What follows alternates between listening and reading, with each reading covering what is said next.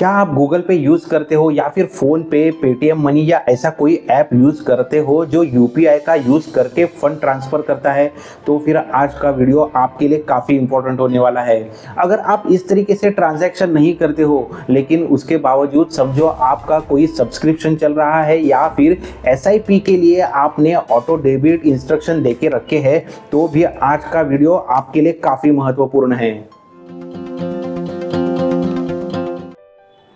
समझो आप किसी दुकान पे गए हो, वहाँ पे एक ही दुकानदार है जो आपकी रिक्वेस्ट फुलफिल करेगा और अचानक से वो दुकान पे काफ़ी भीड़ हो जाती है, काफ़ी कस्टमर्स वहाँ पे आ जाते हैं। तो फिर वो एक दुकानदार सभी की रिक्वेस्ट फुलफिल करने जाए तो वहाँ पे डिले होता रहेगा।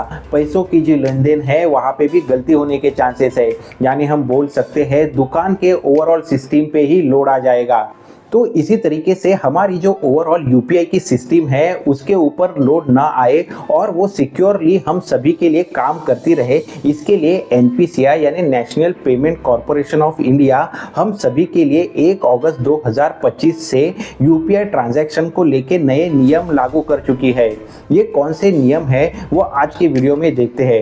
अगर वर्ल्ड के ऑनलाइन ट्रांजैक्शंस की बात करें तो यहाँ पे एक नंबर पे कोई सिस्टम आता है तो वो यूपीआई का सिस्टम है, और फिर उसके बाद दूसरे नंबर पे वीज़ा आ जाता है जो ऑनलाइन पेमेंट के लिए दूसरे नंबर पे है, जो यूएस बेस्ड है। अभी देखो, इसी से आप समझ सकते हो कि यूपीआई पे क्या लेवल के ट्रांजैक्शंस होते रहेंगे।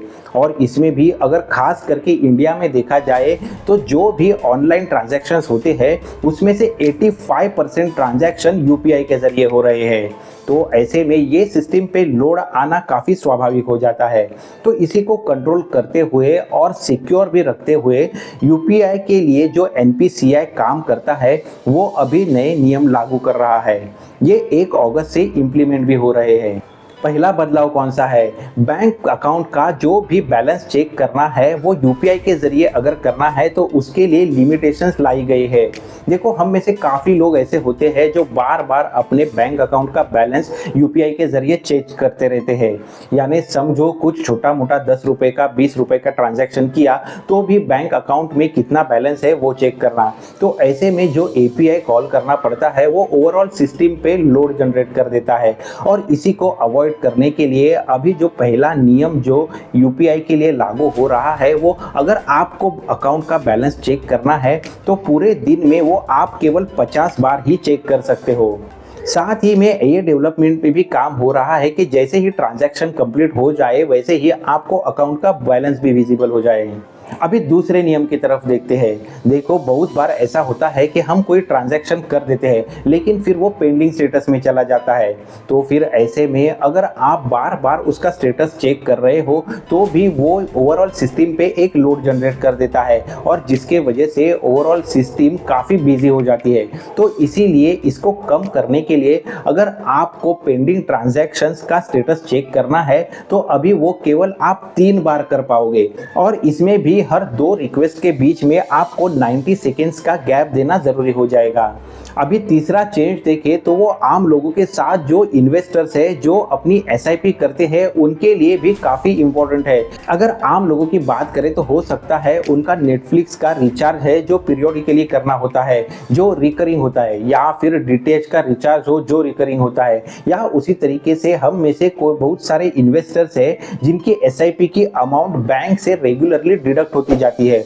तो इसके लिए हमने ऑटो इंस्ट्रक्शन हमारे बैंक को दिए होते हैं। तो फिर ये ऑटो इंस्ट्रक्शंस पीक आवर्स पे अगर चलते रहे तो वो जो यूपीआई का सिस्टम है उसके ऊपर भी लोड दे देता है। तो इसको कम करने के लिए जो भी ऑटो डेबिट के इंस्ट्रक्शंस रन होने वाले हैं वो अभी नॉन पीक आवर्स पे रन होंगे। इसके लिए अगर टाइम देखा जाए तो जो भी ये ऑटो इंस्ट्रक्शन एग्जीक्यूट होंगे वो आइदर सुबह 10 बजे के पहले होंगे, या फिर दोपहर में 1 से लेके 5 बजे तक होंगे, या फिर रात को 9:30 के बाद होंगे। इसके वजह से जो ओवरऑल सिस्टम में लोड आने वाला है उसको बैलेंस करने की कोशिश यहाँ पे एनपीसीआई करते हुए हमें नजर आ रहा है।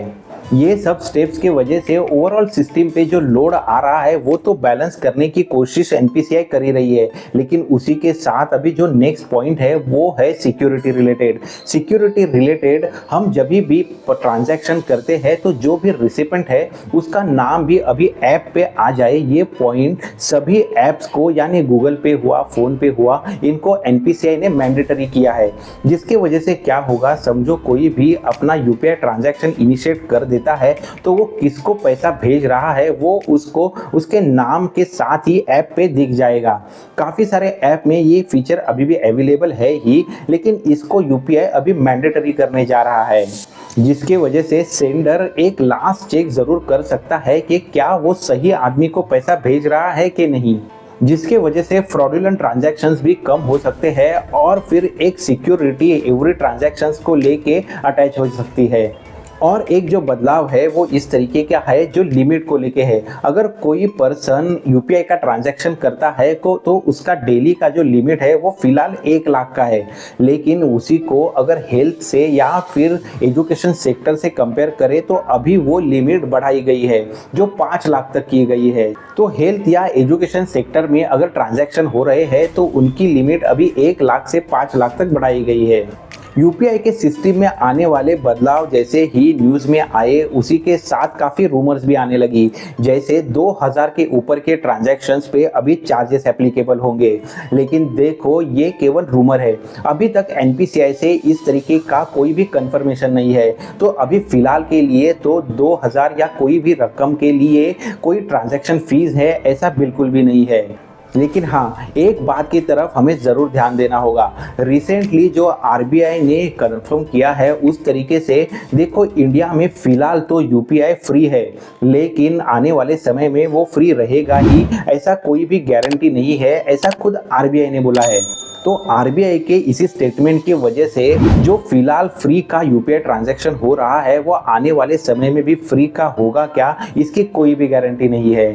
अगर इंडिया की ही बात करें तो समझो अगर फ्री में कोई फैसिलिटी यहाँ पे अवेलेबल की जाती है तो उसका पूरी तरीके से यूटिलाइजेशन होता है। और अभी अगर हम यूपीआई को भी देखें तो ओवरऑल यूपीआई का सिस्टम कारगर होने के लिए उसके पीछे काफ़ी सारी संस्थाएं काम करती होती है। एक ओवरऑल सिस्टम होता है जो काम करता रहता है और जिसके लिए खर्चा भी उठाना पड़ता है, और फिलहाल की सिचुएशन में ये पूरा खर्चा गवर्नमेंट उठा रही है।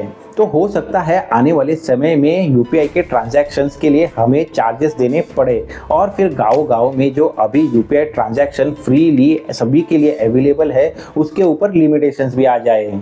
तो अभी हम अगर यूपीआई यूज़ कर रहे हैं या फिर हमारे एसआईपी के लिए कुछ ऑटो डेबिट भी हमने इंस्ट्रक्शन दिए हुए हैं तो फिर उनके ऊपर कौन से लिमिटेशंस है उसका अंदाज़ा आपको ज़रूर आया होगा। ऐसे ही फाइनेंस रिलेटेड अपडेट हो, म्यूचुअल फंड एनालिसिस हो, स्टॉक एनालिसिस हो या फिर इन्वेस्टमेंट कंसेप्ट हो, इनके लिए अट्रैक्टिव वीडियोज़ हो, वो ये चैनल पर आते रहते हैं जो आपको ज़रूर नॉलेजेबल लगेंगे। तो ऐसे ही इंफॉर्मेटिव नॉलेजेबल वीडियो के लिए आप चैनल को ज़रूर सब्सक्राइब करें। जल्दी मिलते हैं और एक next knowledgeable informative attractive video के साथ। Thanks for watching.